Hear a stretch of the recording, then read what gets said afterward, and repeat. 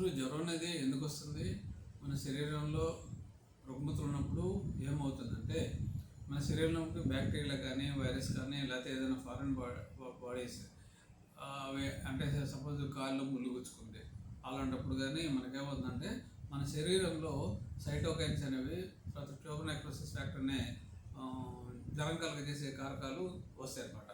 ఇవన్నీ ఏం చేస్తాయంటే, మన బాడీలో ఉన్న హైపోథాలమస్ని అంటే మన బ్రెయిన్లో ఉన్న హైపోథాలమస్ని స్టిమ్యులేట్ చేస్తుంది. ఎందుకంటే హైపోథాలమస్ అనేది మన టెంపరేచర్ని కంట్రోల్ చేసే సెంటర్ ఉంటుంది అనమాట. ఆ సెంటర్ కనుక ఆ టెంపరేచర్ రెగ్యులేట్ చేసే సెట్ కనుక అయితేనేమో మనకి ఫీవర్ వస్తుంది అనమాట. దాన్ని కనుక దాటిపోతే హైపర్పైరేక్సియా వస్తుంది అనమాట. ఇప్పుడు ఈ ఈ ఈ సైటోకైన్స్ కానీ, ట్యూబర్ నెక్రోసిస్ ఫ్యాక్టర్ కానీ ఈ హైపోథాలమస్ని స్టిమ్యులేట్ చేసినప్పుడు ప్రోస్టాగ్లాండిన్స్ ద్వారా థర్మల్ సెట్ పాయింట్ని చేస్తాయి అనమాట. కాబట్టి జ్వరం పెరగడానికి దానికి అది కారణం అవుతుంది అనమాట. అలాగే మన శరీరంలో ఎక్కువ డ్యామేజ్ కనుక ఎక్కువ జరిగితే దానివల్ల కూడా మనకి ఫీవర్ వస్తుంది అనమాట. సపోజ్ హైపర్థెర్మియాకిను జ్వరానికి తేడా ఏంటంటే, ఫీవర్ అనేది ఒక రెగ్యులేటెడ్గా ఉంటుంది, టెంపరేచర్ రెగ్యులర్గా రైజ్ అవుతుంది అనమాట టెంపరేచర్. కానీ హైపర్థెర్మియా కంట్రోల్ లేకుండా అసలు కంటిన్యూస్ ఫీవర్ రైజ్ అవుతుంది. ఉదాహరణకి మనకి ఎండ దెబ్బ తగిలినప్పుడు అలాంటప్పుడు జరుగుతుంది అనమాట. అందులో హైపోథాలమిక్ సెట్ పాయింట్ అనేది కంట్రోల్లో ఉండదు అనమాట, సెట్ చేయలేదు అనమాట. అదే ఫీవర్లో అయితే హైపోథాలమిక్ సెట్ పాయింట్ అది రైజ్ చేస్తుంది, తను కంట్రోల్ చేసుకుంటుంది అనమాట. కాబట్టి మరి చాలామంది మనకుండా ఈ జ్వరం వస్తే అమ్మ చాలా భయం వేసి కంగారు పడుతున్నాం. మనం నిజంగా జ్వరం అనేది మనకి ఒక స్నేహితుడా శత్రువా? ఎందుకనంటే ఇది చాలా ఆశ్చర్యంగా ఉంటుంది మనకి. నిజంగా చాలామంది ఏమంటారు, మనకి జ్వరం అనేది శత్రువు అని మనం అందరం అనుకుంటాం. కానీ డాక్టర్స్ పరిభాషలో అయితే మనకి జ్వరం అనేది ఒక ఫ్రెండ్. ఎందుకంటే మన శరీరంలో రోగనిరోధక వ్యవస్థని స్టిమ్యులేట్ చేస్తుందన్నమాట.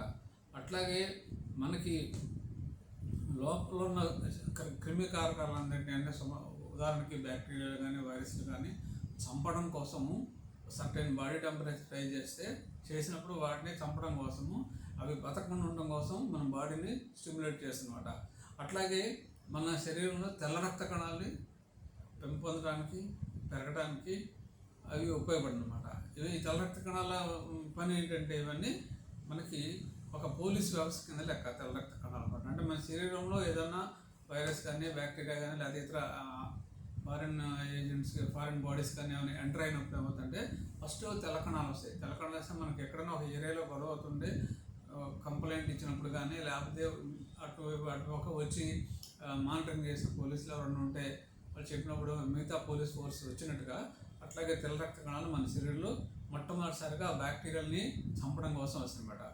కాబట్టి మనకి జ్వరం అనేది మనకి ఎప్పుడు మనకి ప్రమాదం అనేది మనం తెలుసుకుంటూ మంచిదన్నమాట. ముఖ్యంగా 3 నెలల వయసులో పిల్లలు జ్వరం కనుక ఉంటే ప్రమాదము. అట్లాగే ఇవన్నీ డేంజరస్ సైన్స్ కనుక ఉంటే ప్రమాదము. అలాగే పోషకాహార లోపం ఉన్న పిల్లలు వస్తే ప్రమాదము.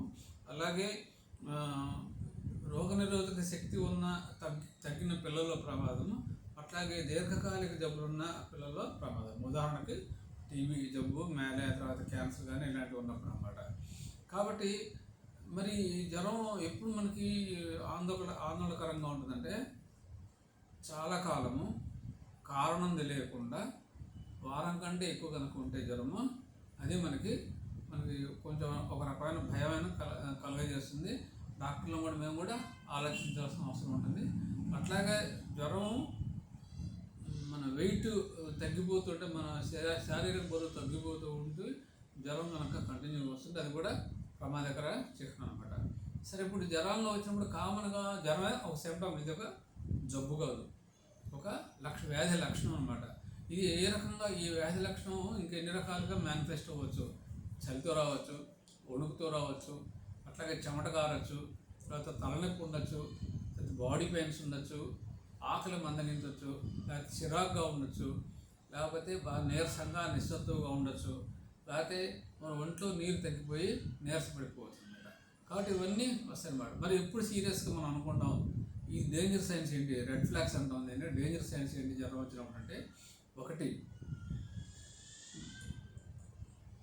ఆహారం సరిగ్గా తీసుకోవాలి. చిన్నపిల్లలు కానీ, తర్వాత రోజుల పిల్లలు కనుకైతే పాలు సరిగ్గా తాగడం కానీ, వాళ్ళు సరైన ఆహారం తీసుకోకపోవడం కానీ, లేకపోతే ఊపిరి ఎక్కువగా తీసుకోవడం వలన కానీ, లేకపోతే 3 నెలల వయసు లోపల పిల్లలు కానీ వాళ్ళకి 38 డిగ్రీల కంటే ఎక్కువ టెంపరేచర్ ఉంటే, తర్వాత చర్మం రంగు మారటం వలన కానీ, లేకపోతే చర్మం మీద దద్దుర్లలాగా రావడం కానీ, తర్వాత పాస్ సరిగ్గా నడవకపోవడం కానీ, లేకపోతే మనకి ఎక్కడ తెలిసి పాస్ సరిగ్గా నడవకపోవడం అనేది డైపర్లు మార్చిన డైపర్లు ఎక్కువ తడవకపోవడం వల్ల కానీ, లేకపోతే డల్గా ఉండడం, మనం పుట్టిన లేకపోవడం, చురుగ్గా లేకపోవడం, అదే రోజుల పిల్లల కనుకైతే తల్లి బ్రష్ని పట్టుకోలేకపోవడం, ఇలాంటప్పుడు ఉండడం.